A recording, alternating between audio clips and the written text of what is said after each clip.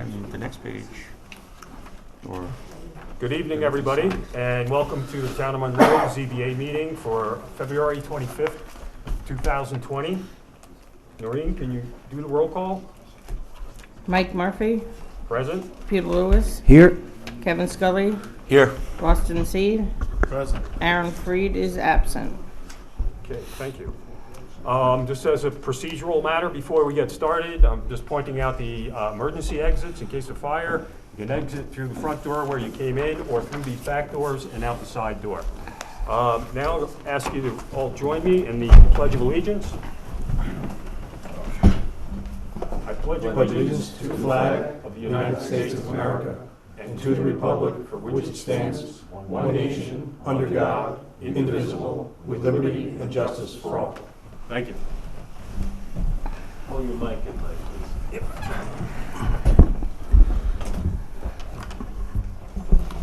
Okay, folks. So we have 4 items on the agenda tonight. 2 of them are new applications, and 2 of them are returning applications. So unless there's anything else we need to go through administratively? No, we're good? Nope, you can start with the first project. Okay, our first project up tonight is J Squared on 303 Mountain Road. This is the applicant's first appearance before the board.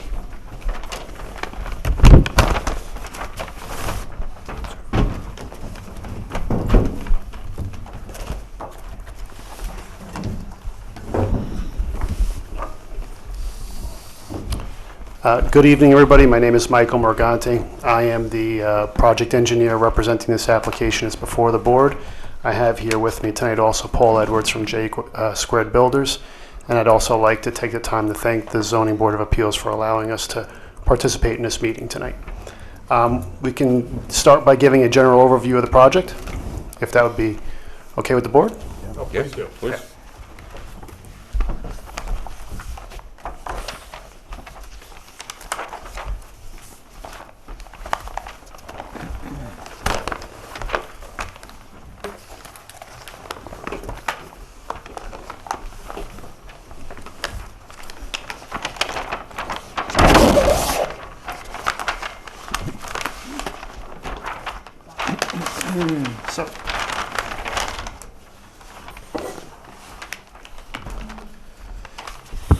So the parcel is located off of Mountain Avenue. It's also known as Section 13, Block 9, Lot 11.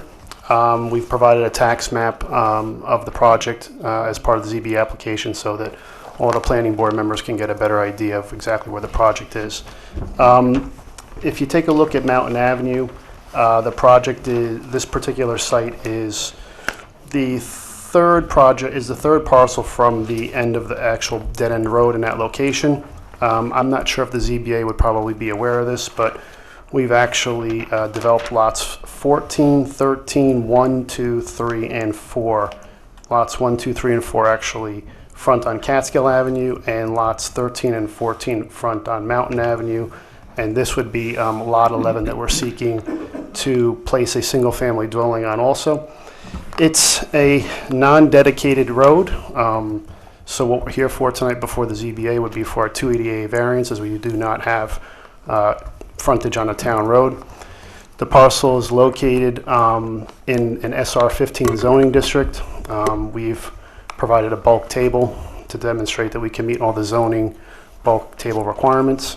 The site is also served by sewer through the Moodna Sewer District. We propose a force main connection for this particular lot that will actually connect to a force main that we actually had previously extended for lots 13 and 14 also. Details of construction and the proposed pump station and force main are shown on the sheets 3, 4, and 5 of the project. The site will also be served by an individual drilled well. We've drilled other wells on adjacent parcels to provide water for this particular site and all the other parcels that we've worked on in the past also. The site will have a driveway access on a mountain road. Mountain Avenue has been cleared, grubbed, and regraded and restoned in the past as a part of prior ZBA applications for lots 13 and 14. That pretty much provides a general summary of the project as it stands. I will defer to the board and any of its consultants for any comments or questions they may have. Thank you, Michael. I did briefly look through the set of site plans that you submitted, and, you know, there's a lot of detail in here on the proposed construction on the lot. What I don't see is any proposed improvement to the private roadway. I was with the ZBA when you came through with the other two lots that were further up the road. And during that application, you were required to make some improvements to the public roadway that was in front of your parcel. So my question now is, you know, what are you proposing to do in front of this additional parcel? I believe we redid all of Mountain Avenue, did we not? The entire 700 feet, The- and then I took it upon myself to pave the entire road too this last fall at my own expense. Okay, So good. so this is now a paved road? Yeah, I wasn't required to either. Got I just did it to make it more accessible. So when you Okay. say improvements, meaning that? Well, yeah, because, you know, I'm looking at the existing conditions map, and it says existing dirt/gravel roadway. So that's why. It'll need to be upgraded. That's an old survey that we worked from since we had the adjacent parcels already done. I can contact a surveyor to double check if we have the correct extent of the roads and if we can change the labeling to a paved road. I would appreciate that. Sure. Because, that's one thing I think I would like to do is, you know, prior to the last approval, we went out, we did a site visit and saw what kind of condition the road was in. So being this is on that same road and you made prior improvements, I'd like to see the changed conditions. Sure, we can provide that.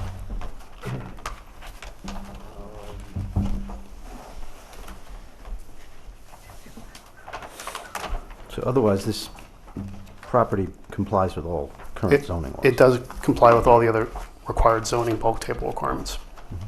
We're just here for a 280A variance. Yep.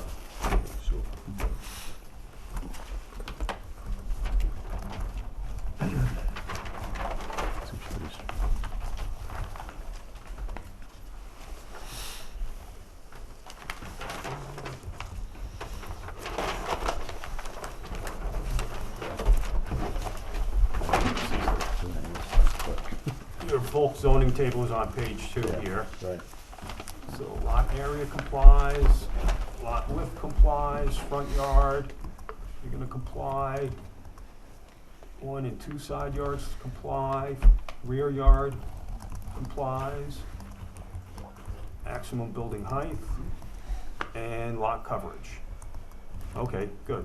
So all of that seems to be in order in terms of the bulk lot requirements. So the only question here, as you mentioned, was the you know, access to a non-public road. Correct. Correct. Okay.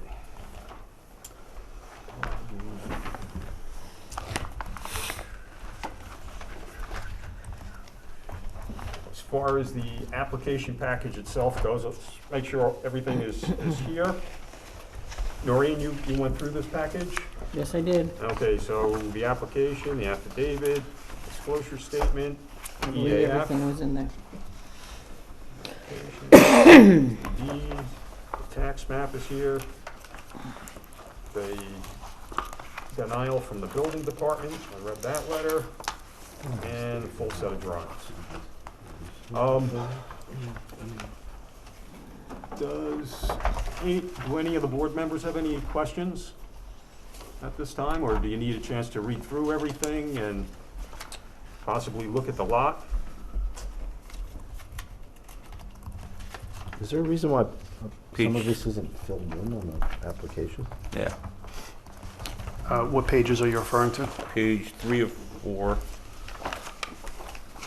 Part 2 impact assessment, 4. 4. The lead agency is supposed to complete that portion. Right. We're supposed to Yes. leave that blank. Right, we're responsible for that. Okay. Those are our Okay. findings on the Okay. EAF. And the affidavit of regularity is going to be something that is once the public hearing is noticed. Got it. Okay.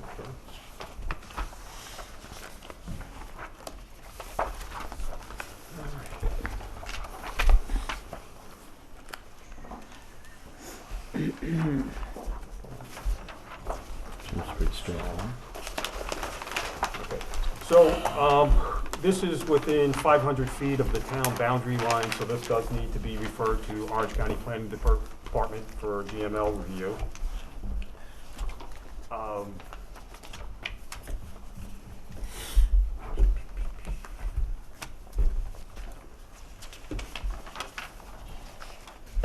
Noreen, can you put that on your list of things to do? I believe I did it, You did it already. but I can't get into my email to see when I sent it. Okay, because they have 30 days to respond. Yeah, but I would have done it after he submitted when?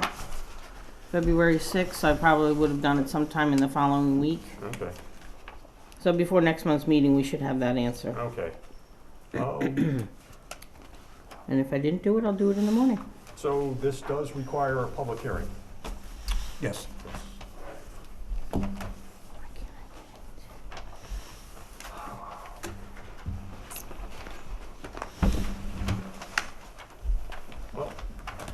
Well, all the paperwork seems to be in order.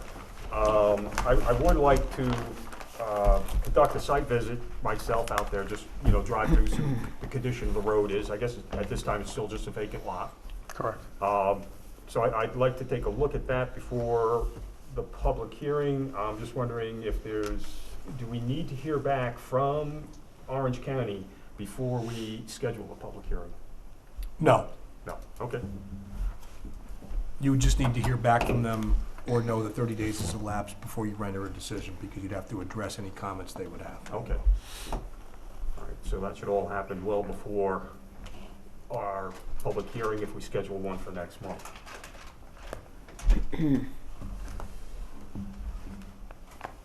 So any questions or thoughts from board members? No, it seems, everything No. seems in order.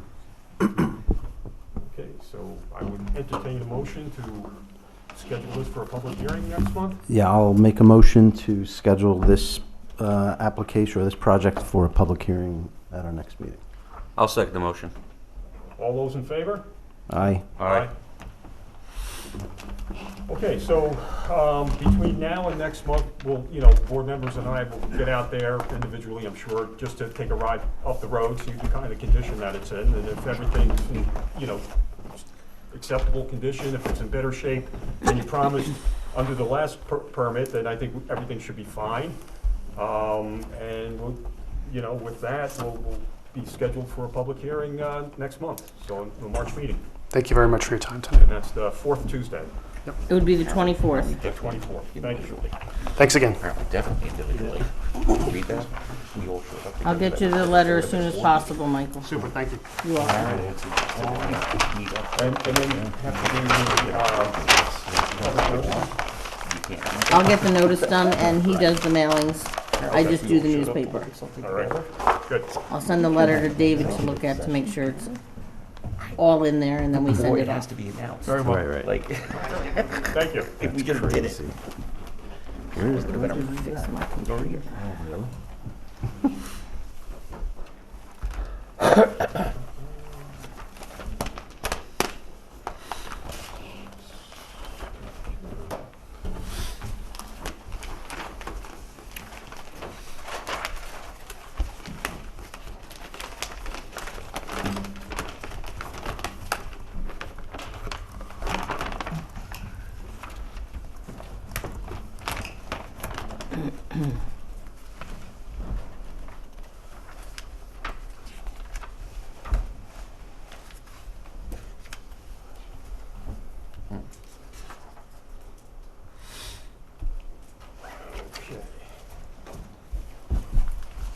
All right, so the next item on our agenda is again another new Sorry. project. It's the Kingsville Synagogue.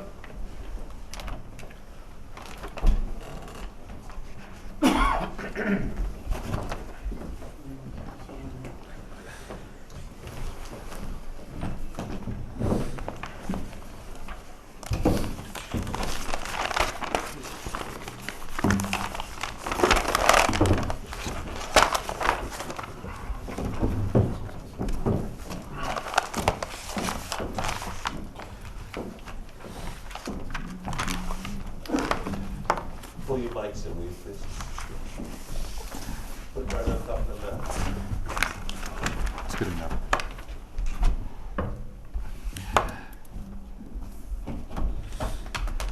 Welcome. Hello, everyone.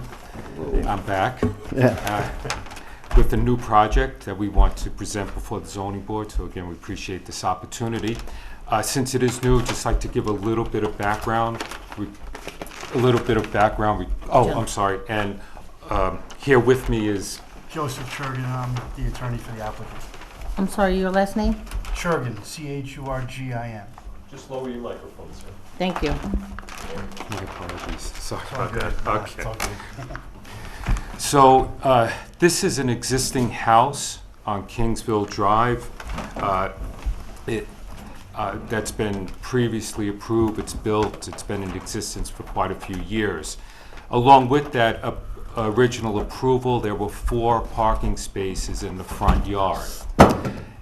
Subsequent to that, in the last year and a half or 2 years, the basement has been converted to a gathering place or a synagogue. That triggered a planning board submission. So we made our submission, as you can see in the revision boxes, approximately 8 to 9 times to the planning board for approval to continue the process. In so doing, we all acknowledged that the parking was in the front. It was a pre-existing condition that had been approved, and that to satisfy the zoning code, we would continue with parking in the front. And during the many planning board applications, we had made several revisions subject to the planning board's requirements or requests to alter the parking, which included the material, the layout. As you see here, this is the final and last layout as presented on SP1. In fact, we had to introduce a dumpster enclosure on, which is detailed on 2 SP1. And it appeared that, along with screening on the street side to block the view of the parking from the neighbors and from the street. We believe this all satisfied planning board's requirements, and then at the last meeting, they decided to refer it to the zoning board. And as for an area variance, so we're asking for relief of zoning code section 57-38C for variance to have parking in the front yard. And that parking would be increased by 6 spaces. So actually, we don't need that many, but the board had wanted it. The parking layout is banked, it's front and back. The dumpster enclosure is to the left or of those, and it's really to satisfy the zoning requirements. The applicant's not asking for that many parking spaces since the gathering place is for 18 people. You see an affidavit from him, and all of those individuals are in walking distance to the gathering place. There would be no need for additional vehicles. So we're here before you, as referred to by the planning board, to seek this variance for parking in the front yard. I'd just like to add, just very briefly, it's a pre-existing condition that exists. It's existed for years, the parking there. We'll call it the lot, the area where it's set forth for parking, has been on the map that was approved. I looked at the building department's records since 2005. It's been actually physically located there for all that time. Further, this is a place that's used just for Shabbos, just for Saturday. So, whereas we're saying that the applicant doesn't necessarily want to have all these parking spaces and isn't going to use all these parking spaces, we're doing this to comply with the requests of the municipality. Request of which, miss? From the planning board. That they're saying that they need more parking there? That is correct. We think the existing parking would be sufficient because it's a Shabbos only use. So they're not going to drive on Shabbos. Right. So it's not going to be used. So what's required, and then how many more are they asking you for? not required. Well, what's required are 2 for the residential aspect of the house, 6 more for the gathering place, and we have 10. So there's actually 2 additional to the zoning code requirement. I think there's 4 currently, is that? 4 current. There's 4 Now- currently now- sitting there. You started this out by saying that this was a pre-existing condition, the parking in the front yard. But, you know, how did that occur? Was there a site plan that approved Yeah, and that that's what, condition? and that's why I tried to be clear with you, and I'm sorry that I wasn't. If you were to look at what was approved when these lots were separated, because it's the front and back lots, there is a space designated on the plan for parking in precisely the same location where the parking is now. And I'd call it an as-built from the date and from when the CO was signed. If you looked at it, you're gonna see the very same parking area that we're talking about now designated as a parking area in the front yard. And this is 2005 to 2007, that period of time. So there's currently 10 parking spots. There's currently 4 parking spots. We have to It's- increase it, correct, we have to increase it to 8 to comply with zoning and to comply Oh, with, that's where the 2 comes the from. request Okay, for the okay. I planning was board's wondering where 10, yes. that 2 you were saying. Okay. yes.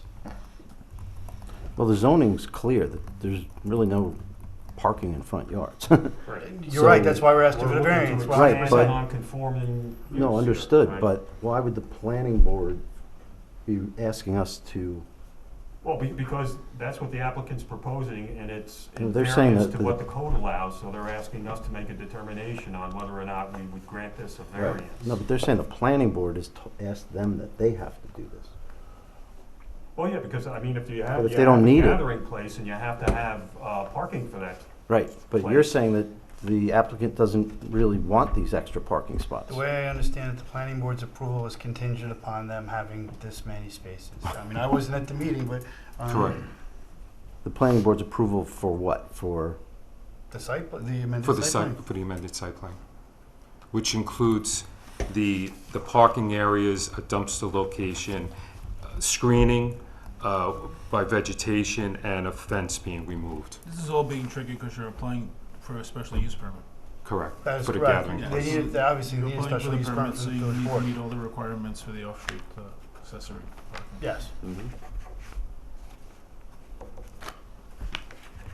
So this is currently a synagogue? It's been used as a synagogue for several years now, I'm told. And then they're, after the fact, going to the planning board to get the permission to use the property in that manner.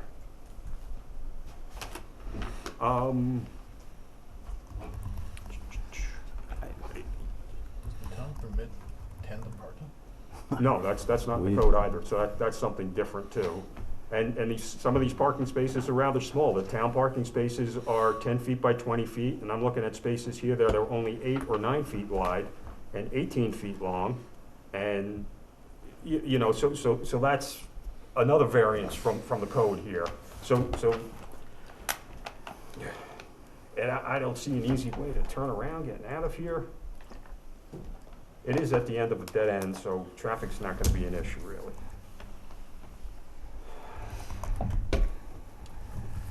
There's also really no other place to put extra spots No, on the lot. well, It was built as a house, as a Yeah. residential house. You've changed the use, so now you know, it's unfortunate that that's what they're trying to do here.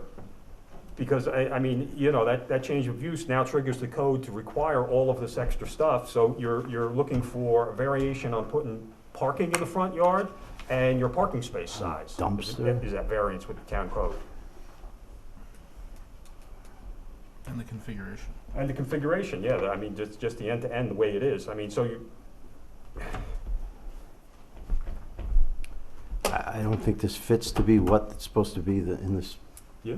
I mean, this is supposed to be a residential house. Obviously, if they changed it into a gathering place and a synagogue without approvals, they shouldn't have done that. Just to be clear, the basement is solely the gathering place. The remaining portion or floors of the house are residential. Right. And then I also see you have a sewage calculation here, because I'd be concerned about changing a house to a gathering place, and, you know, every Saturday, there's heavy usage of the septic system that's out there. And I don't know, it just seems like the calculation seems rather low for the additional use. You've got 440 for the use of the house, gallons per day, and then you've got 54 and 15, that's 59, 69 gallons per day during a service.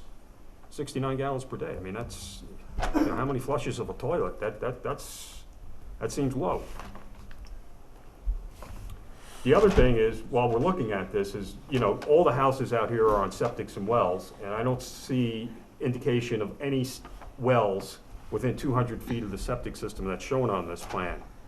I do see a drainage swale that is only 50 feet downhill of the existing septic. So these are some of the reasons I'm concerned about that also, is the septic system on the lot. You know, we're putting it to a higher use, coming up with very low calculations on what that is, and then in addition to that, it's too close to an existing swale. So, you know, from an environmental standpoint, I have a concern. The septic field exists, as Yeah, you but the could use see. doesn't. Huh? The use doesn't. No, but I'm saying the septic field exists. The parking layout, the septic design or testing, the well testing has all been performed in compliance with the planning board's requirements. The planning board's engineer has seen this. We have no further comments from them regarding this. At that last meeting, it was the intent that this was the final design. I mean, I don't even see a grading plan here. How are you gonna build this platform? There's not a single proposed grade shown. Unless I'm missing it. I mean, we're not providing the technical plans to the zoning board. We're just providing the design parameters for the parking in the front.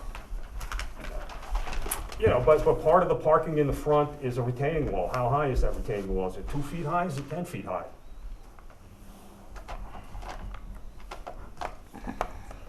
Now, I have no way of telling by looking at this map. The existing contours don't go all the way past the retaining wall, so it's hard to see what you're tying into. No spot elevation shown on this site plan. Parking spaces are too small, they're double loaded, and they're in the front yard. There's a lot going on here. The that parking it's spaces- not just, oh, we're looking for parking in the front yard. This is a parking lot in the front yard. It's not just parking. It's not like somebody who's got 2 cars. We've had those applications here. People come in after they've built a 2-car parking space in their front yard, and they end up in front of this board, and we have to go through that with them. And in this instance, you haven't built it yet, so the damage hasn't been done. Well, they've built a gathering place that doesn't have the use. Right. So, I mean, is that a, I mean, I would like to see the previous site plan on this and the plot plan that got approved for the original construction, because, I mean, all this is, It says here that the seats are fixed. No, they're not fixed. They're not fixed. They're not. is there a It interior says, plan? the code says, for public assembly, no, I think 40 this is just is a one large parking one. space for each 3 fixed seats of capacity. Or 1 parking space for each 40 square feet of floor area available to patrons. How big is the assembly area? Well, it contains 18 seats. What's the status of your, what's the status of your seeker review at the planning board? We've had public hearing. We're beyond our 30-day extension. We've asked for extensions to allow us to meet with the zoning board. Have they declared action type or declared lead agency or uncoordinated review or? They have not declared themselves lead agency yet, as far as I remember. Okay. You I haven't, honestly can't remember, It's been a while, yeah. because you haven't been before the board. is your view as to whether you consider this a type 2 or an unlisted or? Unlisted.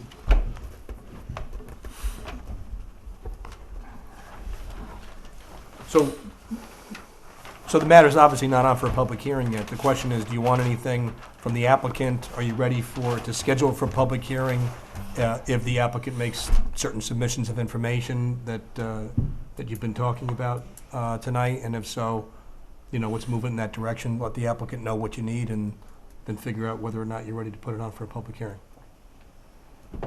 I mean, Seems like you need more parking. yeah, you need more parking. The You need seats aren't parking. fixed. It's one parking space for every 3 fixed seats. Okay. The seats are not fixed. If the seats aren't fixed, it's 40 square feet of floor area. That drives each parking space. I just did a quick. That's for a gathering? And Yeah. how many spaces is It that? says the assembly area is 507 square feet. 507 square feet, divided by 40, that's 12.6. That's 13 parking spaces.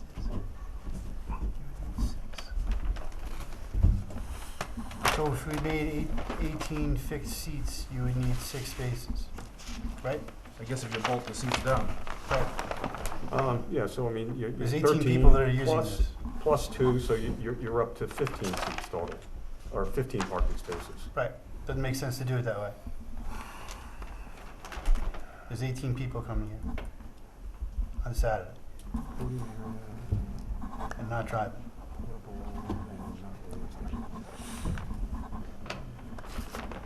Well, then I guess the variance should include the variance from providing the required number of spaces as well. The number of spaces, the size of the spaces, the stacking of 2 cars rather than having, central driveway access to shared island. I mean, they're squeezing this in, as tightly as they can. And, based on your reading code, if these are not fixed seats, then they need a total of 15 spaces. Well, even before we get there, shouldn't we be discussing whether we even think that this should move to another level? Well, the applicant has the right to make an application. Right. So certainly the board doesn't want to prejudge the outcome of it in any way. The Right. issue is, what are the variances? Are they applying for the correct variances? And is their application complete, or is there further information you'd like them to submit to review prior to moving forward and putting it on for a public hearing? Can I just raise something? If we were to go and request 6 spaces because there are 18 bolted seats, and that's what this board granted, if that hypothetically occurred, I'm not saying it's going to occur or not, but if it did, then we're at odds with what the planning board has said to us. Right. And I think we've been pretty clear in the past about parking in the front yard. Well, but there is parking in the front yard. Yeah, It but you always want- has been here, 4 spots. I understand it's not 6 spots, it's not Right. 8 spots, it's not 10 spots. Right. There always has been 4 spots here. So it's an existing condition. The other thing is, in looking at this layout, are these seats bolted down, are they not bolted down? If you say yes, they're bolted down, then what's with all the additional area around the seats? Or is there just 18 seats bolted down because that's what balances out the parking? Because there's plenty of room in here for at least another row. The applicant has put in an affidavit saying there are 18 people. Understand, this is serving the surrounding community, people who come on Saturday morning to pray. That's what it's for, and that's what it's serving, and that can be verified. And that's what the applicant said in his affidavit. And as the community grows over time, does he not expect his congregation to grow? Well, there are several other congregations in the neighborhood servicing the community as well, so we don't know, would they be coming to this one or another one? All I can deal with is what we have today, and he's Right. put in an affidavit based on the performance, if you call it performance, based on what's been occurring, let's do it that Mhm. way, in the last, year or so. Right. But this is never, obviously, you're before the planning board for a use. This isn't currently approved for a gathering place, Special exception use. correct? Correct. What Okay. year was this built? I saw 05 to 07. I don't want to tell you exactly what Right. year, but it's in that period of time. Do you know how many bedrooms are in the house? I thought I saw it said 4 bedrooms.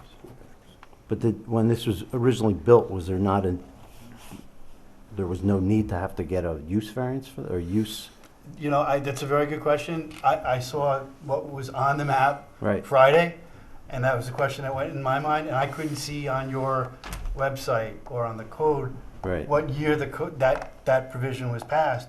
It's a very good question, but it's there. You know, No, It's no, there. but that's our issue. We And it always was get. approved. It was there and it was approved. That's what I'm saying. Well, that's what I'm saying. Who Yeah. approved for what? It was approved for being a gathering place? It was approved for being a house, and there was Right. parking in the front yard. Right, right. Approved. Well, okay, but what we're always faced with here is people doing things and then coming to us after the fact and asking us for variances. The parking was there. Well, I'm not It talking was about parking, I'm talking about the fact that it was a single-family home that they turned into a gathering place, that now they can't have it, get that approval because they have to have more parking in the front yard. I mean,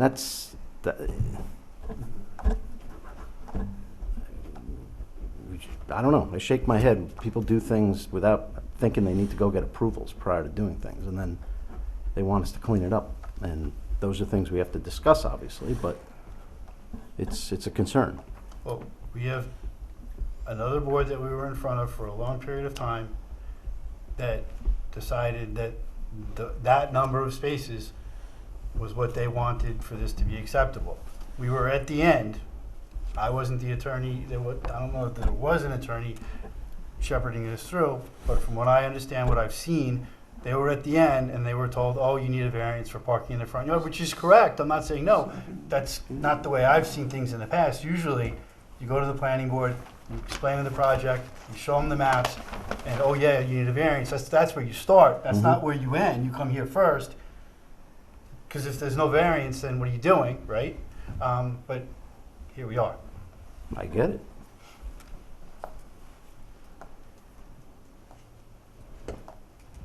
Yeah, so you've been at this for 2 years now. Trying to get Parts of, yes. approval on this. Yeah. And how long has it been used as a gathering place? I'm not in a position to tell you, and I'm not going to give an answer that I don't know is correct. You don't know, don't answer. Yeah, that's, At least 2 years, we know that. Yeah. If we were to approve the parking, is the approval of the whole application contingent upon parking in the front yard? Yes, Yep, yes. that's what it's down to. Do we have any referral, like with a positive or negative recommendation from the planning board on this? Any letter from the planning board to confirm that that's what the status is? And I don't remember, I wasn't at the last meeting that they were at. Well, I don't remember if We've there been was. asking the board to provide us with the letters to clarify. I don't see one. Yeah, as of January 21st, with our cover letter, we still had not received a referral letter from the planning board. I know we were told verbally. I mean, we did this Oh, it was- for a reason. We didn't just, Oh, it was definite. That last meeting was, so, Right, the last submission to the planning board was back in August, so you probably attended a September meeting. Yes. Okay.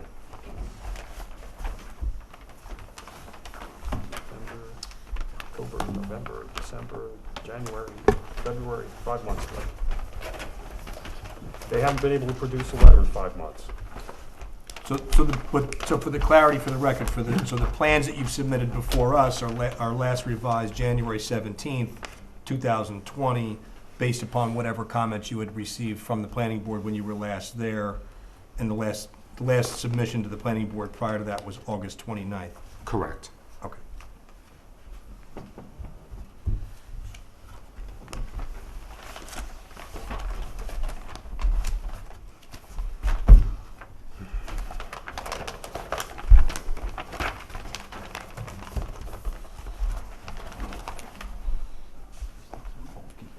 yeah.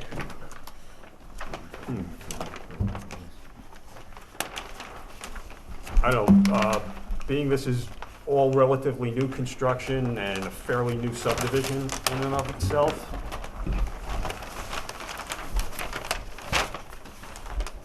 2003 it was subdivided. I mean, I'd like to see some of the background information on this, the subdivision map that created this lot, to see if there were any conditions that were placed on that originally.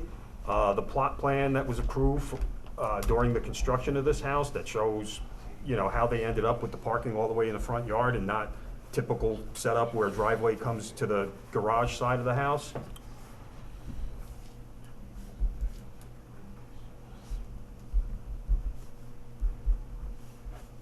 And why such a large septic system? Well, I question it if it's big enough, and the other question I have is how close it is to the stream. I mean, it should be 100 feet upstream of, you know, a stream, ditch, or wet weather course, and this is barely 50.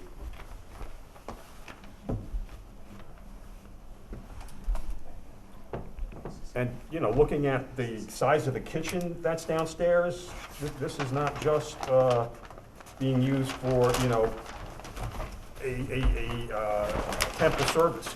I mean, there are other intentions here with a kitchen that large, with 3 sinks in it, that make me concerned about the potential impacts on the environment here.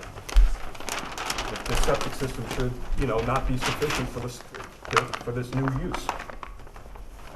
And I know that's not in the purview of this board, but from an environmental standpoint, we're concerned.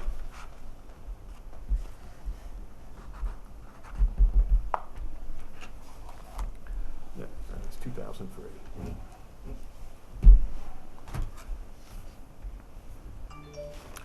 So it sounds to me like there's information that you're asking for from, just to try to help move this along to get us to what we need to do for any kind of next steps. Sounds to me like what you're asking the applicant to provide is the data, like the subdivision map and the plot plan, showing that history of how the parking came to be in the front yard, whatever that is.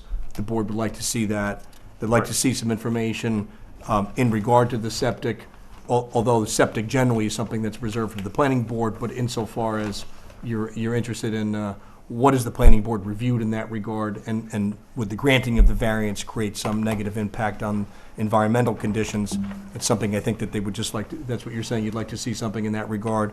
Is there anything else that the board members would like to see, other than perhaps like a referral letter from the planning board, so we understand what the planning board's position is and what exactly they're referring it to us on, and the basis for the computation of the parking? One member here thinks that the computation might require even more parking, but obviously somebody has made a determination that it's less. The applicant has said that it's 6 or 8 spots that's required, and that the planning board has suggested or required 10. I think we can get to the bottom of that with a letter from the planning board explaining, you know, how that calculation came to be. Anything else that I've missed? That seems like. I just don't know, you know, how we verify that the seats are bolted down to the floor in the arrangement that's shown here, and how we don't end up with 2 additional rows of seats and therefore more people gathering in this place. Well, there's an occupant load of 49. 49? Yeah, Well, based I mean, on, that's- based on square Based footage, on size. 15 net. Yeah. You know, based on, you know, IBC. Yeah, so that doesn't square up with the number of seats in any Well, way. occupant the load parking's is not different driven from by that. occupancy. You know, occupant load is used to calculate egress, Yeah, travel no. distance, and things like that. It's not used for the number of occupants within a structure or within a building. Well, it's the design occupant load. It's not driving parking, but, you know, it's a scenario.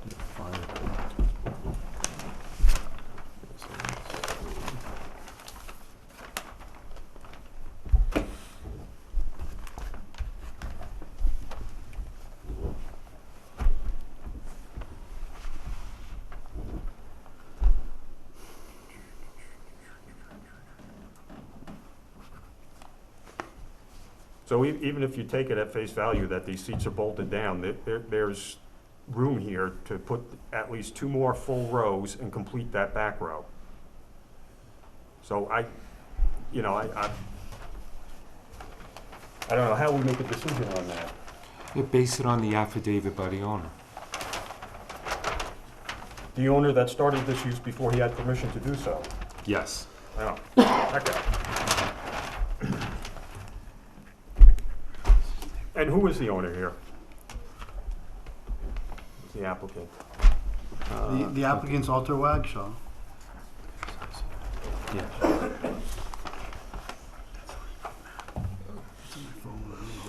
I mean, I'll show it. Could I just come and show you something?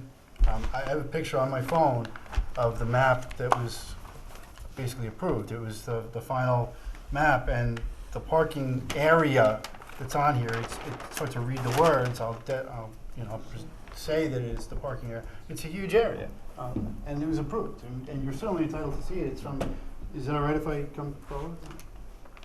Oh, yeah, you can come forward, but, I mean, I'm still gonna wanna see hard copy No, of all this stuff. yes, but I think this might make me go through it for you. So, this is the map, okay?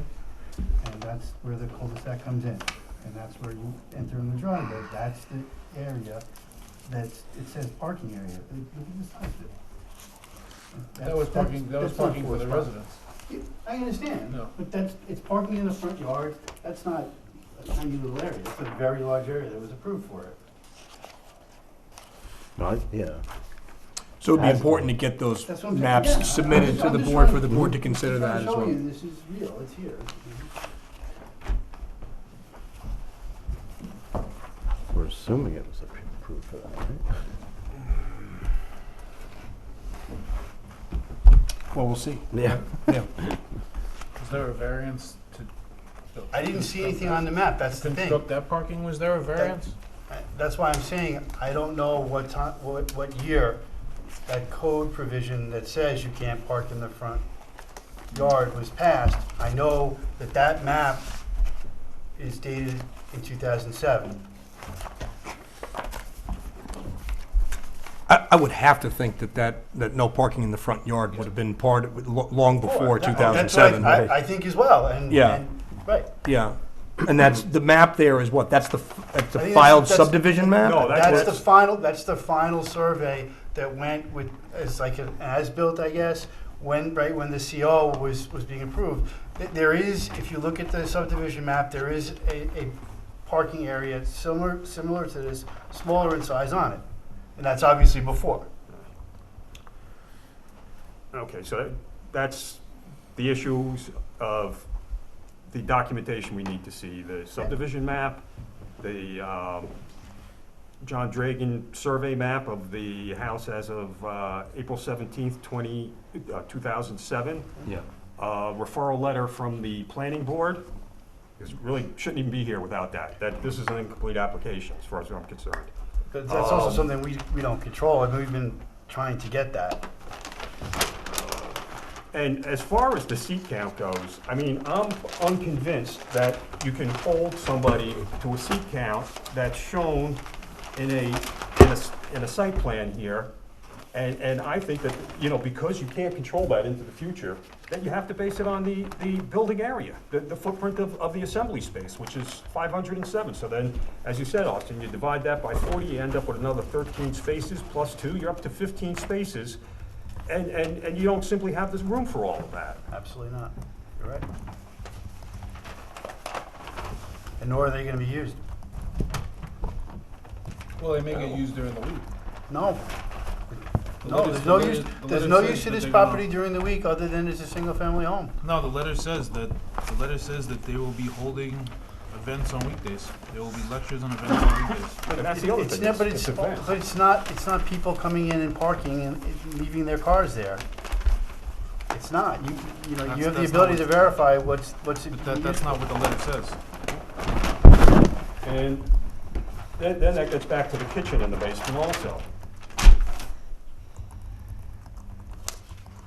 You've got a kitchen with 3 sinks in the basement and this big assembly hall, and there's no telling how many people are gonna be utilizing that, how often that's gonna be used. Yeah, well, that's an item that would be conditioned with the building permit process. So No. you can make those recommendations that can be passed along to the building department, and you can condition the permit. Well, we've been down that road before, and we know that those conditions, we cannot bind people to conditions. We give people either approvals or denials on the variances being sought. Any conditions we put on it generally don't carry any weight. That's been our experience. You mean in terms of enforcing, they do as a matter of law, but the question is, as a practical matter, are they enforced? Are they enforceable? Yes. Is anybody going to go inside the synagogue and on any And count regular that they basis? have 18 Yeah. chairs bolted to the floor. The gathering space? Well, if your concern occurs, and I'm not saying, it's an invalid concern, it's certainly a valid concern, but there's evidence of it in that this is a very small cul-de-sac. There's roughly 3 or 4 houses on each side of the street. It's a very residential, very quiet block. I've been there myself. And 30 cars being parked in front of that house are going to be very evident to people. And today's day and age, it's very easy to capture that evidence on a photograph, and you have the means to enforce your rules. You absolutely do.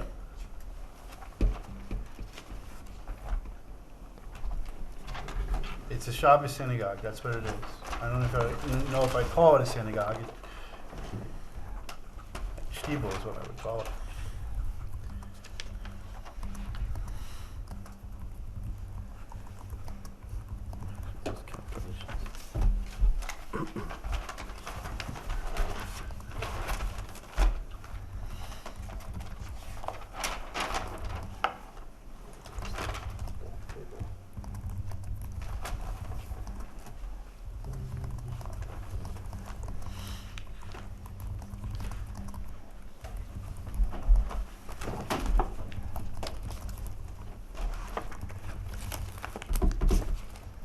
One other thing I would ask the applicant to do prior to the next meeting is break down the proposed coverage area so that we can see what's feeding into this calculation. All we have here is one number, 5,880 square feet. I'd like to know how you arrive at that number. The lot coverage? The lot coverage. You know, how much for the pavement, how much for the sidewalks, the patios, the decks, the house. Just the way the code describes it.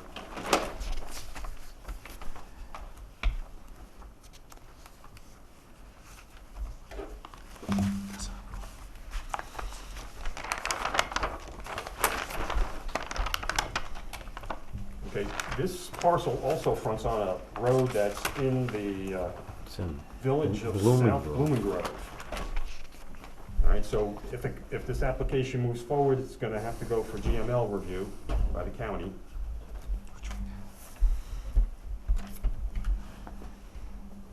Is there anything else the board members have or want to see before the next meeting? No. No. You covered it. That's everything? Can we just go over that list?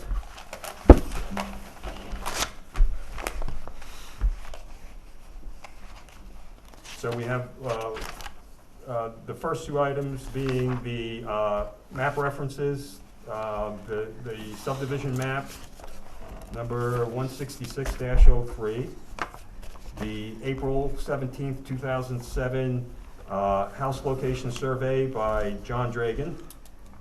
I'd also like to see the plot plan that was submitted to the building department for this house. The subdivision Worley Heights map, I don't know, does anybody have any interest in seeing that? I don't know that it serves us a purpose. For the sake of completeness, the applicant really should show all the wells that are within 100 feet of the septic system uphill of the system and 200 feet downhill of the system. Yeah, well, you know, that's going to be, that's a process that was included during the planning board review. Yeah, I don't see it here. Well, I just, you know, maybe it would help your it's an application to provide us with everything you've provided the board so we can see the full story, not just pieces of it. The septic field has not changed location. It's in its current location. We're Right, not but it's being asking put to to a amend much it. higher use. And I would like to see a review of the calculations of the septic system, if that's been reviewed by the town planning board engineer, and if he's in concurrence with these numbers. I have.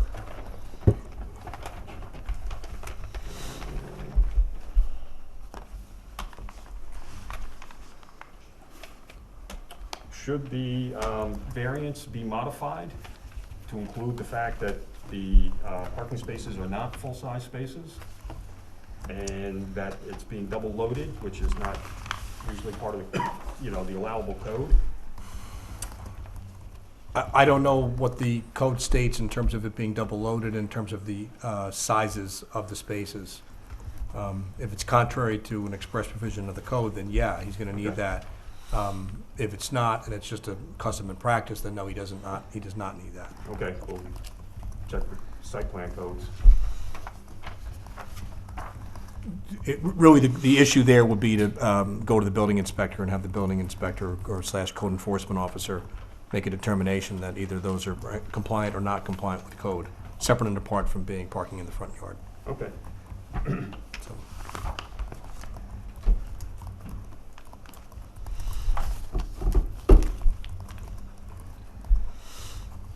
So is everybody clear on what we need for next meeting?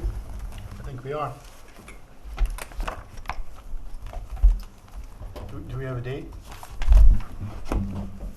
I'm sorry, I was sending off a letter to the other attorney to get a referral letter.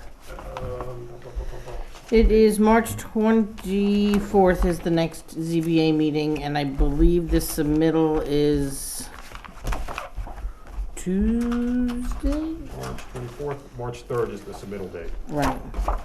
March 3rd. March 3rd. 3 weeks. If it's before the different meeting. from that, I will I will check tomorrow. I don't have a calendar in my, No, I have it here, oh, okay, thank you. March 3rd. I usually put it in the front of my notebook. Yeah, we're not. I have a new notebook. I don't. No calendar. These documents. Well, if we don't make that submission date and we make the next one, we'll be on the ZBA meeting for the following month. Yes. Correct. That's fine. And we don't have to commit to that right now. We can just, Right. Whenever you get your documents in, Well, two of the documents have to come from the town. Building department determination and the planning board referral letter. I just sent the attorney an So- email now, so she'll get it in the morning. okay. So we would need to include those with our submission, Mhm. so. As soon as I hear back from her, I will let you know. Great.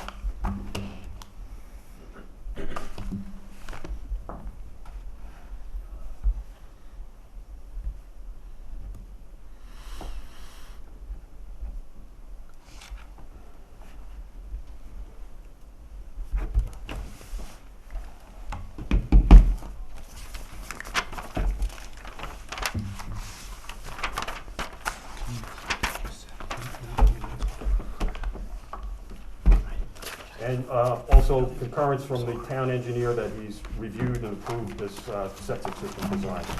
I have that.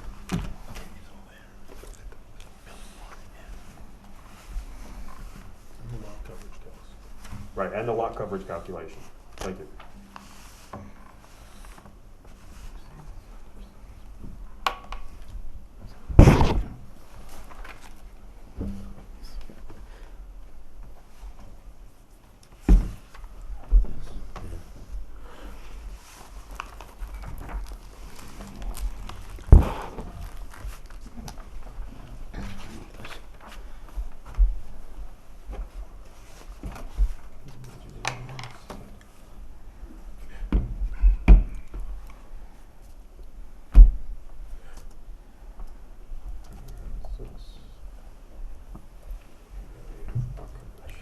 Oh, wait, was that from the email?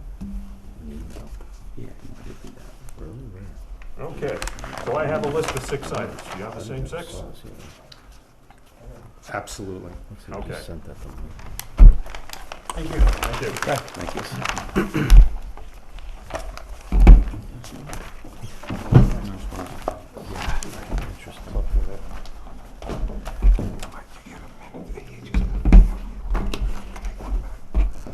Excuse me for a moment. Sure.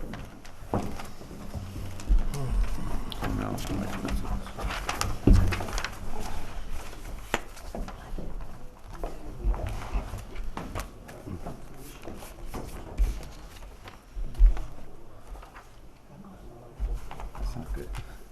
No.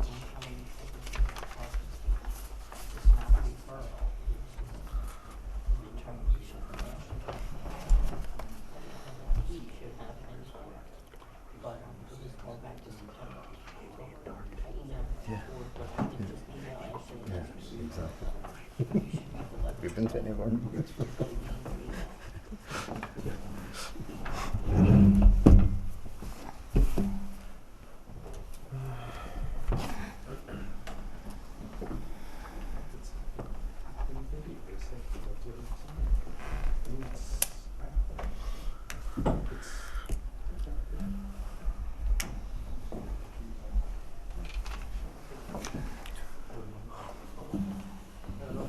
Waiting for us to call.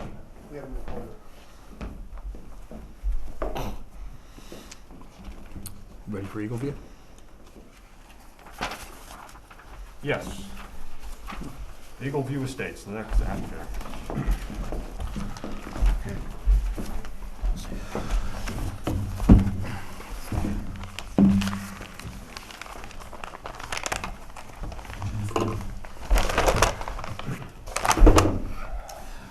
Hello, everyone. I'm back, David Nimatko, for this project, the architect doing the site plan and architectural for this project. And Good evening, I'm Neil Frischberg from Fabricant Lipton and Frischberg.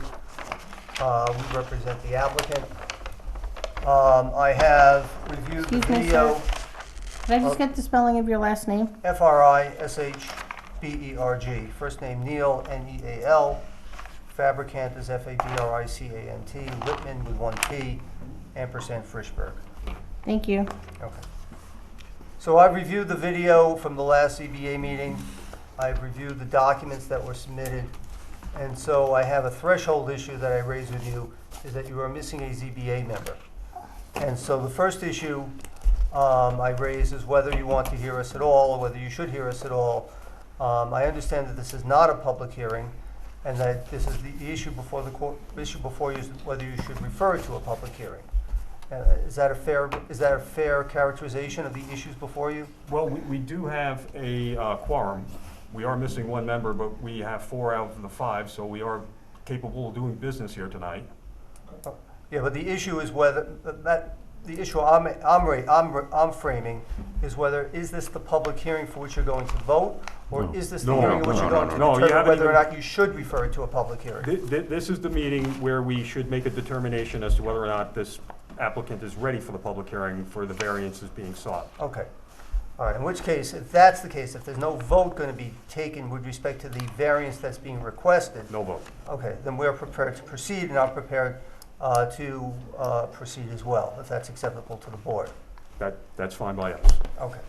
All right, so the first issue, as I see it, that was raised at the last public hearing is whether the applicant is, oh, let me say it this way. The first issue before the board is whether or not the permeable pavers constituted a surface area under the code. There's a letter from the building inspector from January 30, 2020, stating that it is. So we seek an interpretation of that, and depending on your interpretation will depend on how we present our issue for the variance. So the issue last time when you were here, you didn't have that letter from the building inspector, and now you do. So now that issue is now right. In terms of adjudication, there was no adjudication that could be done because it was not yet before you, but now it is. So the first issue before you is whether or not permeable pavers should be considered as part of the surface area for determining the total footprint of it. I don't know much about permeable pavers, but my colleague here does. So he can tell you why permeable pavers do not or should not constitute a compacted area. Well, it's not just about a compacted area. We had this discussion last month about whether or not, being the fact that that it is permeable, does that not count as lot coverage? Because lot coverage is a different creature than permeable and impermeable. It's about constructed surfaces. It's not just limited to permeability, although that is one of the key factors in it. It's also a matter of the built environment versus the natural environment. And in this case, whether they be permeable pavers, paving stones, or asphalt, it's all part of lot coverage. All right, but lot coverage. And that's consistent with what's in the building department letter. Right, and in the building department letter, he says lot coverage means the percentage of the lot area that is occupied by the area of buildings, structured, and all impermeable and/or compacted surfaces. So that leads back to the issue as to whether or not these permeable pavers is a compacted surface, because it's clearly not impermeable. So it's whether or not this constitutes a compacted surface. Well, he's saying that that's his determination. Right, so the issue before you is whether or not he's right. So in framing the issue as to whether or not lot coverage should include permeable pavers, because it's either one, part of a compacted surface. If you find it's part of a compacted surface, then yes, it's included in lot coverage. If you don't find it's part of a compacted surface, then it shouldn't be before, it shouldn't be part of lot coverage. And so that's our threshold issue before you, Okay. as to whether or not we want you to make that Do determination. you want us to take a vote on that matter? Well- I mean, is that the proper procedure here? Do we, Well, that's the first Well, issue we need to raise Well, before we- before we can go forward yeah. with any variance application. Yeah, I mean, we rely on other people, because I'm not an engineer, I'm not, you know, I know the zoning law, I know what the definitions of it are, and we rely on people, professional people, to tell us, because this was the question last time, is this considered a compacted area that would be included for lot coverage or not? And we didn't know the answer. So we get this from the building inspector, you know, and that's what we are looking at. I understand So, that, and yeah, then- so the board understands what the, you know, the way to proceed going forward, right? It's sort of the same issues that I was framing at the last meeting, which is, you know, there's two applications, there's two parts to the application. One is an appellate issue, right, which is, what's the interpretation of the code, what's proper? So just sticking with that one for a second, let's take that for a second, like that's the only issue. Last time, I was hung up on jurisdiction because we hadn't had a written determination from the building inspector, and the building inspector actually had written an email saying that, I don't think he didn't think he had to make a determination, but after the last meeting, he did. He made a written determination and actually now is on paper saying, this is his belief, this is his interpretation. The applicant has the right, under New York State town law and pursuant to the code, to come before this board and appeal that determination made by Ben. And so then this board does have jurisdiction to review. Your job is not just to take what Ben says and say, that's it, and I can't do anything about it. Your job is to look at it and pass upon whether you think he's correct or incorrect, applying whatever factors you believe are appropriate. So that's the first threshold issue. I have to confess, I didn't look specifically at the code in advance of coming here today to see whether that interpretation can be acted upon, that request for an interpretation or an appeal can be acted upon in the absence of a public hearing. My belief, it's good practice to always conduct a public hearing. I believe the code does require a public hearing on it, but I don't know specifically as I'm sitting here right now. I think you're probably right. Yeah. I think you're probably right. I don't think you should vote on it. I'm just telling, in terms of framing the issue. Right. All I'm doing is trying to frame the issue before the board right now, so that we have a path as to what questions are we resolving, and how do we get them resolved. Right, and so council's correct. So that is the first threshold issue, because if you were to uphold, for example, if you were to uphold Ben's determination, then the applicant still has a variance request, and the variance request is then from a much different number, and so the requested variance is far greater. Either way, even if it's, and if you reverse Ben, you say, I think, Ben, you're wrong, I think this permeable pavement should not count towards lot coverage, and therefore the applicant does not have the lot coverage as high as it otherwise would be, then the variance that they're asking for from the code is a far less variance, but they're still asking for a variance because they still exceed the coverage. That's right. In other words, stated a little differently, under one of the factors that your board considers is whether or not the variance is substantial. That variance is less substantial if you find that the building inspector is wrong and you reverse him, and it's more substantial if you find that he's right. And there are different arguments to be made depending on what you decide with respect to the building inspector. So the threshold issue, and I agree with your counsel, that the threshold issue you have to decide is whether the term compacted surfaces includes permeable pavers. Well, I would kind of argue that that's only if we consider a higher percentage as one of the other options. Another option is not to do the job at all.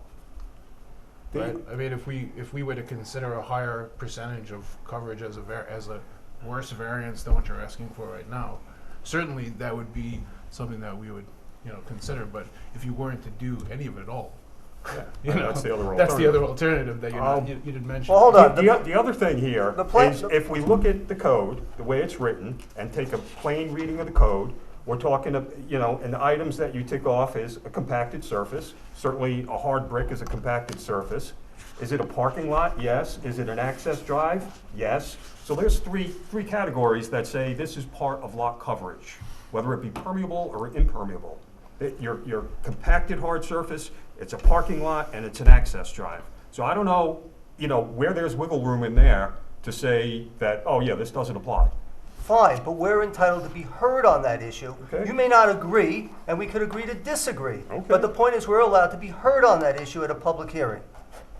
So my suggestion procedurally, and there's different ways you can proceed, but my suggestion would be, it appears it's ready for a public hearing on all issues.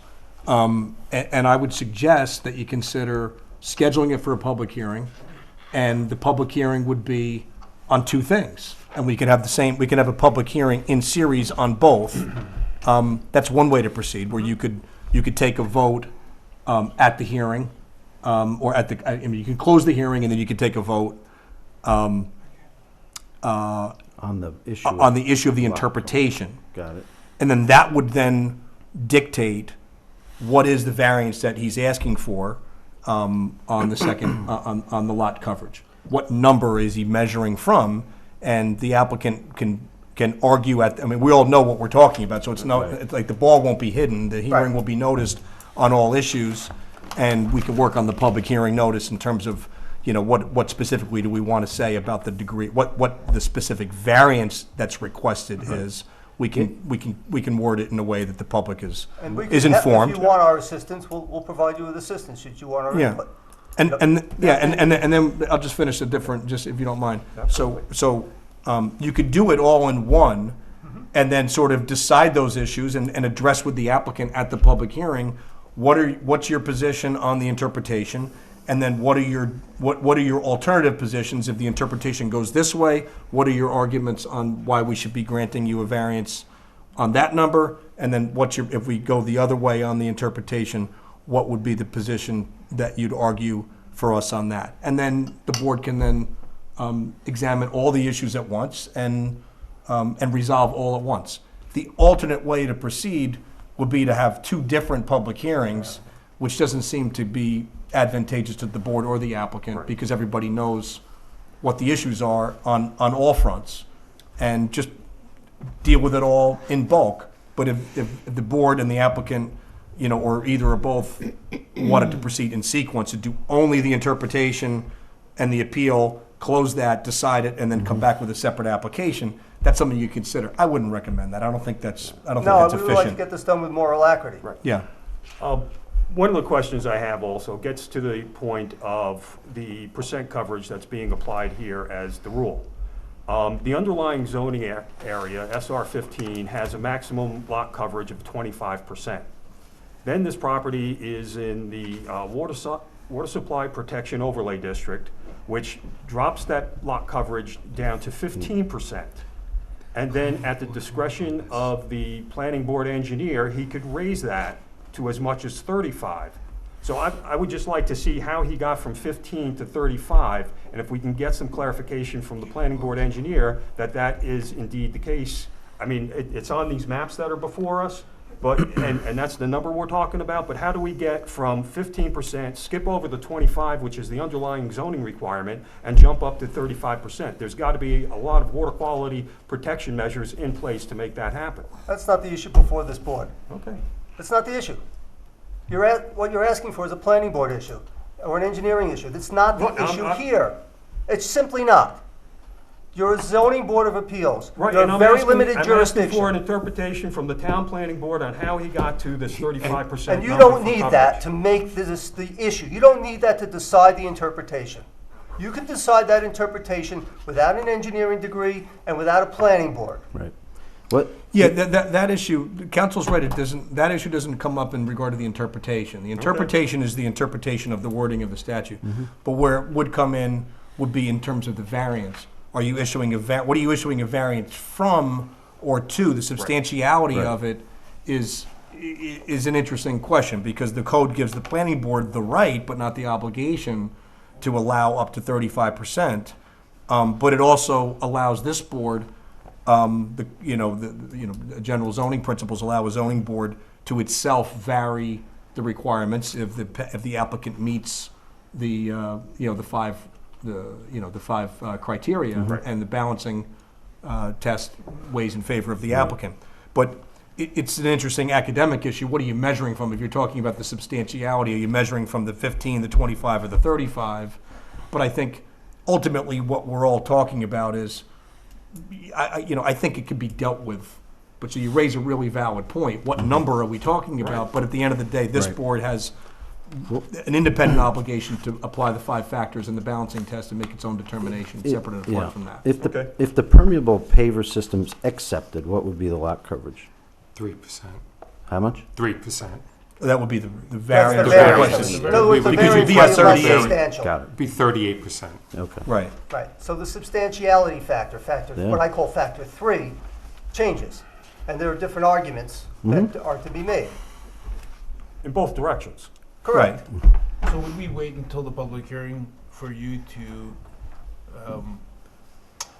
tell us why the permeable pavers are not a compacted surface? Yes, So we'd have to wait until that hearing to hear that argument. that's correct. And I think you should also be able to explain how it's not a driveway or a parking area. Because that's all part of the code. It's all in the same sentence. All 3 criteria you have to meet. Right. Right. So those would be the issues for the Yeah, but hearing. The parking- applicant will make his pitch on all of them, and, and. We'll make those you'll- arguments. I just want to be clear that there's a detail in the drawing set for permeable pavers. That's correct. I guess the question I had is, it does say that the subsoil is compacted to meet 95% or better, but it doesn't say that any of the other materials are any of the other materials compacted as Well, part of the That's construction. that's a subject for the public hearing, because that goes to the substance of our argument. Why wouldn't that be a subject for tonight's discussion? Because the only issue tonight is whether or not this should be referred to a public hearing, not whether we should address the substance of the application. Okay. Okay, if you don't want to clarify things, that's fine. We'll leave it to the public hearing.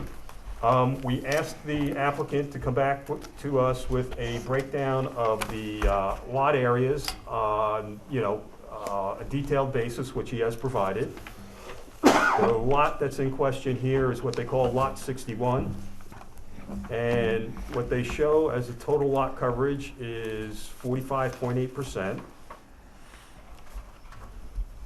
That's with No, that's with it, but I mean, that's That's the if it calculation of not lot coverage. accepted as. That's if permanent. it counts. That's Correct. what it is. Whether we subtract out 10% for the driveway because it's permeable pavers, that's a different topic. Was there anything else? I think that's everything that we asked of the board. We have the letter from the building inspector explaining the code. He basically repeats the code. These are the definitions. And he underlines some things with emphasis, and, that's for us to interpret as to whether we concur with his findings. Dave, what was the yellow line on here? It was a adjustment of the property line to Yeah, the Make lot more- line. to allow more lot, allow To the lot to be allow larger. Lot 61 to Right, but- require no variances. Right. So, Yeah, but you had to swing the parking around to the front. Correct. okay. And I think at the last meeting you had mentioned that the perk tests weren't deep enough. Right, but that gets to a technical issue of whether or not they've done the full design. They've been at this for 18 months, and we don't know whether it's in a cut or a fill, or the fact that there is one of the rain gardens that crosses property lines. Who maintains that rain garden? And that issue is not before you right now. Right, but I'm saying, you present the plan to us and say, this thing's all cooked, it's ready to go, and there are things that are clearly not worked out yet. And some of those- That's why we question it. And some of those things are for the planning board to Right. decide, not this board. And, right, we'll make a note of that too then, that those are some of our concerns. Fine. All right, so then, with all that being said, if anybody has any further questions? No. Do we have a motion to schedule this for a public hearing on March 25th, Fourth. 4th, 24th? Mm-hmm. Make a motion to schedule this for public hearing on March 24th. I'll second it. All those in favor? Aye. Aye.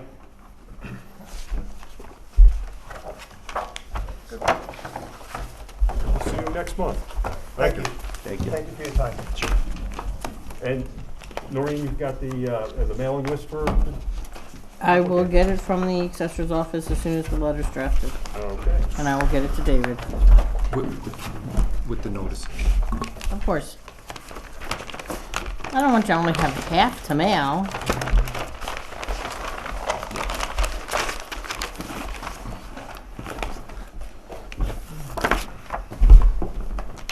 Good night.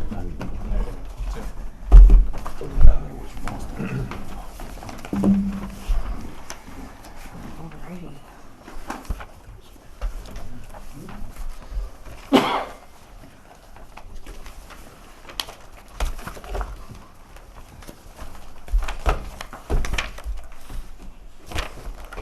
Tony was not happy. Tony Cardone was not happy that he did that. He approached you.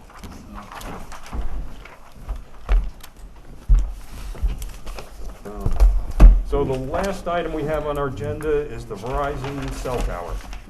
Right, they are not before us, it was just all last minute stuff that I grabbed as many of the emails that have been coming through because they called or emailed that they want to be put on a public hearing for next month because of the time frames.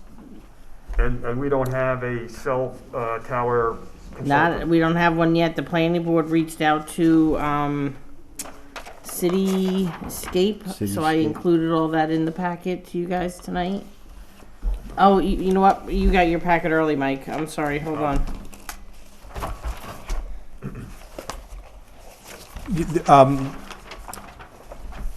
In looking through the application, I'm not 100% sure it or should be deemed complete as well. There are some legal issues that I would like to discuss with the board on this matter. If the board wants to consider going into an attorney-client session, Sure. I can address them. Okay, a motion to go into attorney-client session? Second. Oh, I'll make a motion. to You go make into it. attorney. Second the motion. All those in favor? Aye. Aye. Okay.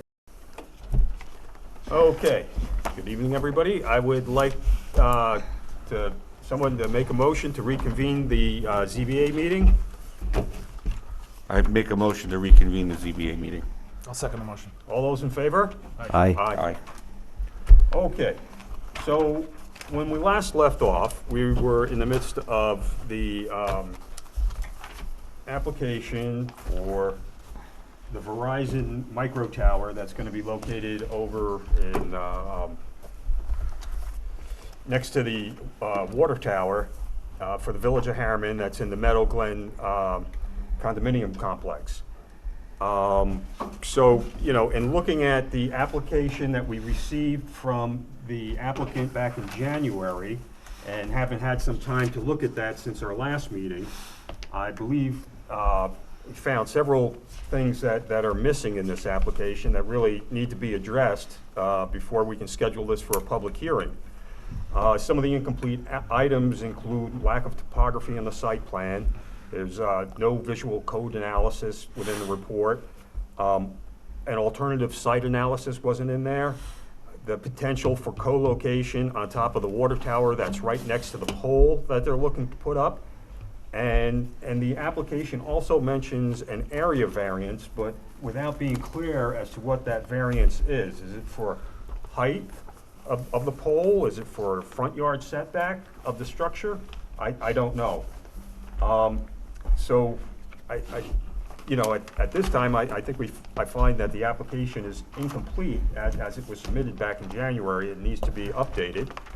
The other matter of new business, because we are looking to move this forward, is that we had we just received today a proposal from a consultant, Cityscape Consulting, Inc.,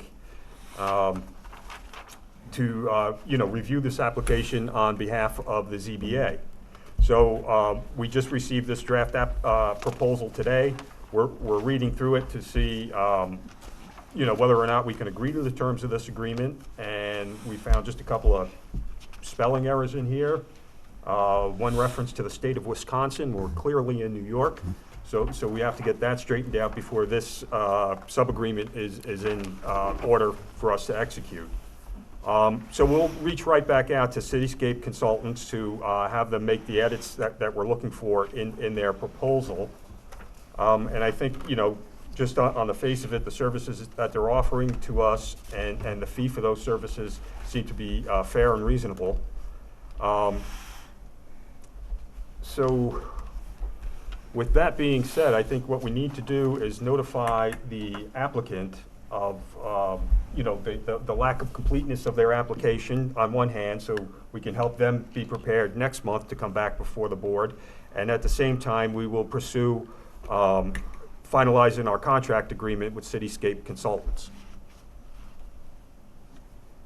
Does anybody have any questions or suggestions beyond that? No. No. Okay. So do we need to make a motion to ask Noreen to notify the applicant, or can we just?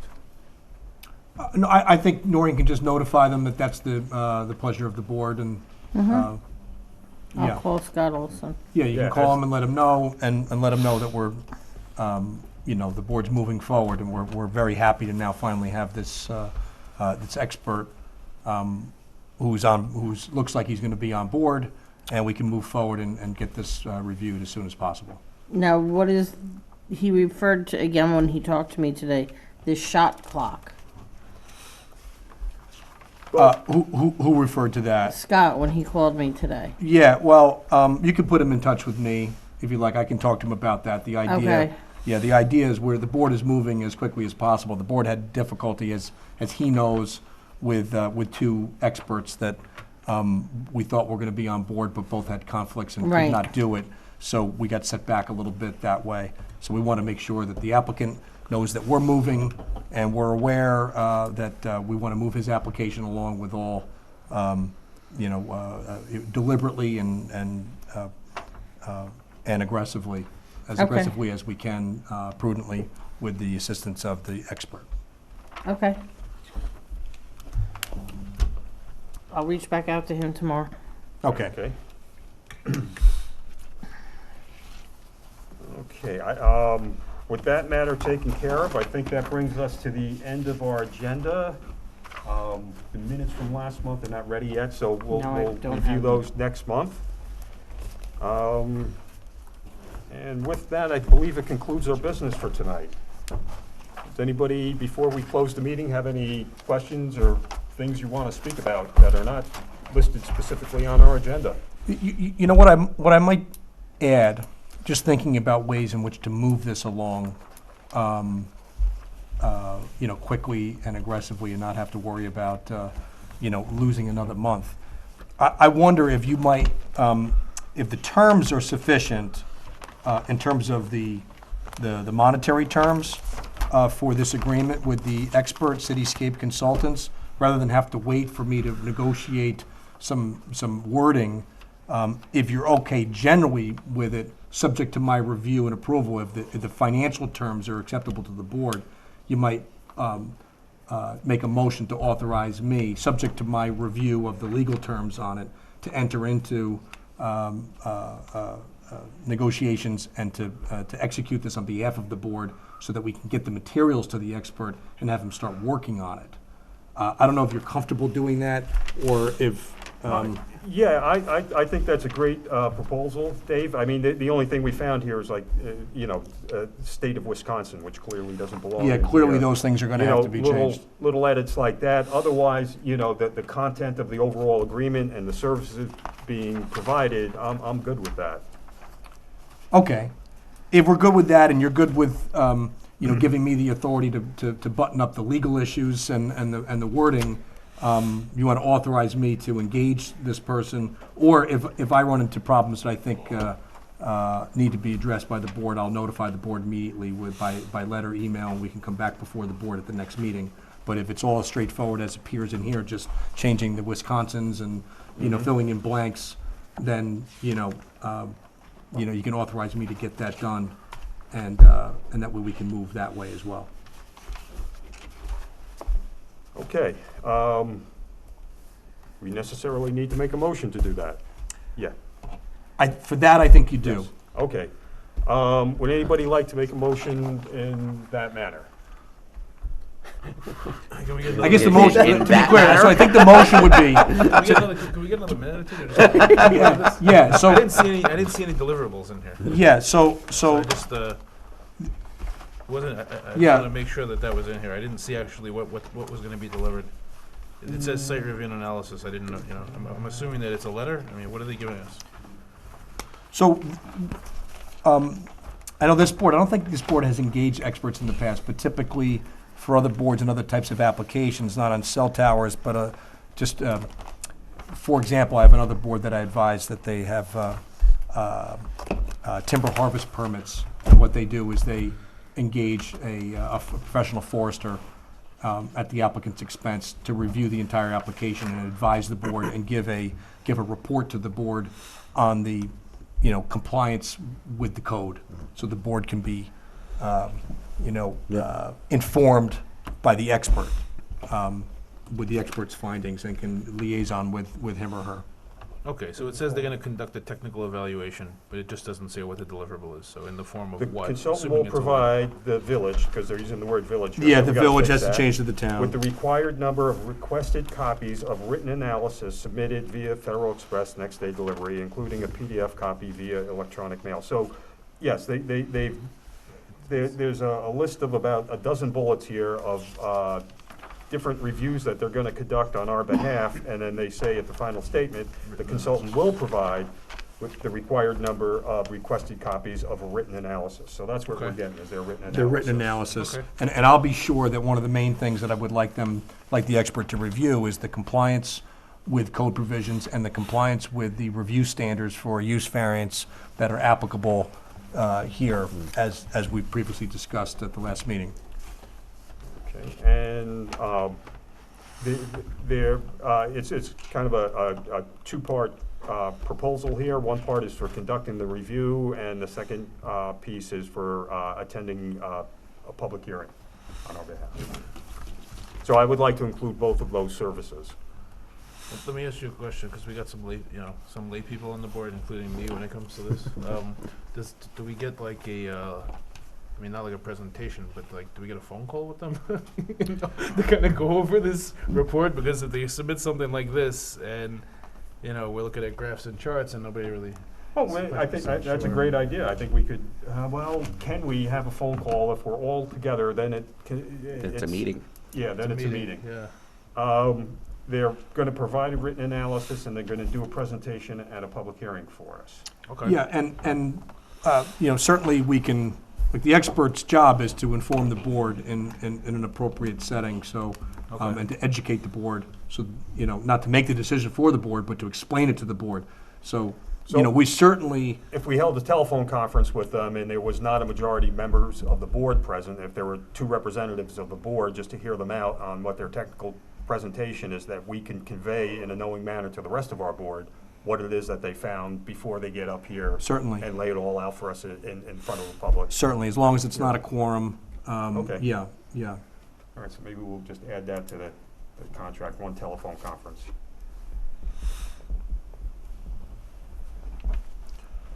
Yeah, that way there's just, we don't get to the public hearing, and nobody's really informed as to what we're about to really understand, hear. Point.